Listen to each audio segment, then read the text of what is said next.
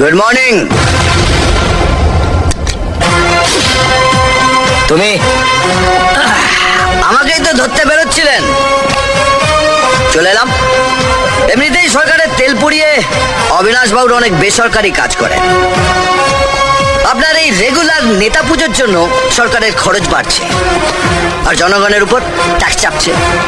তাই ভাবলাম নিজেই চলে যাই, সরকারের 2 লিটার তেল বাঁচবে আর জনগণের 2 টাকা ট্যাক্স কমবে। তুফান বছরে 1-8 বার আসে, যখন আসে সবাই ফাঁসে। এটাই তো তোমার ধারাপাত। ওরে সালা, আমার ধারাপত্র দেখি আপনি মুখস্থ করে গিলে ফেলেছেন।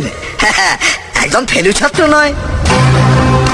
তোমার বোধহয় জানা নেই, এই ঝড়ঝাপটা আটকাবার জন্য গভর্নমেন্ট অনেক রকম আগাম ব্যবস্থা নিয়ে থাকে। সেটার মধ্যে একটা হলো পুলিশি ব্যবস্থা।